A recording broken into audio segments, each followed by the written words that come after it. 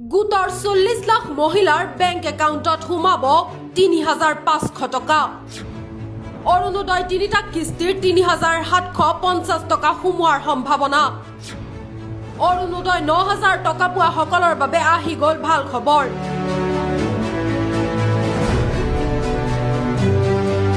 কৃষক গৃহ নিৰ্মাণৰ হিতাধিকাৰী আৰু স্বসহায়ক গোটৰ সদস্যসকলৰ বাবে একেলগে কেইবাটাও ডাঙৰ সুখবৰ।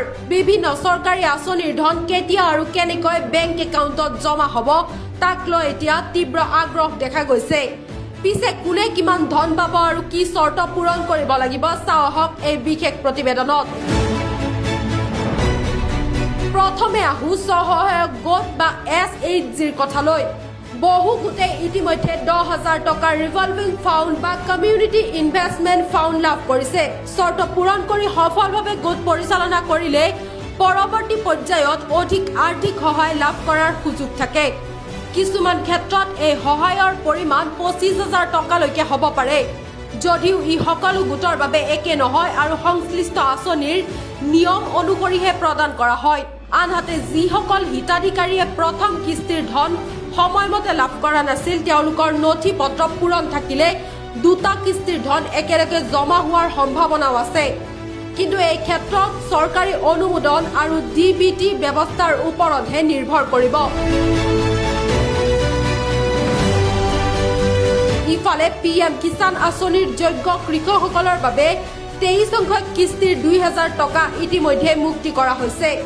যোগ্য কৃষকৰ বেংক একাউণ্টলৈ ডাইৰেক্ট বেনিফিট ট্ৰেন্সফাৰৰ জৰিয়তে এই ধন প্ৰেৰণ কৰা হৈছে। যিসকলে EKYC আধাৰ সংযোগ বা ভূমিৰ নথি অসম্পূৰ্ণ তেওঁলোকৰ ধন অৱৰুদ্ধ হ'বও পাৰে। আনহাতে চৰকাৰী গৃহ আঁচনিৰ অনুমোদিত তালিকাত থকা হিতাধিকাৰীসকলে পৰ্যায়ক্ৰমে গৃহ আঁচনিৰ ধন লাভ কৰি আছে।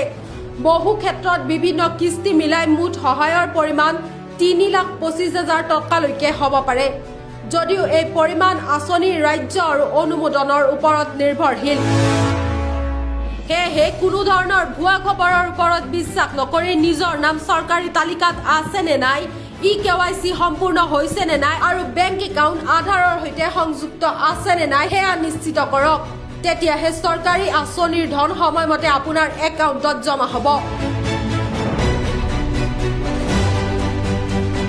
কৃষক স্বসহায়ক গোটৰ সদস্য বা চৰকাৰী গৃহ আঁচনিৰ হিতাধিকাৰী হিচাপে আপুনিও যদি সুবিধা লাভ কৰিবলৈ অপেক্ষা কৰি আছে, তেন্তে নিজৰ সকলো নথি পত্ৰ সঠিক ৰাখক আৰু চৰকাৰী তথ্যৰ ওপৰতহে বিশ্বাস ৰাখক।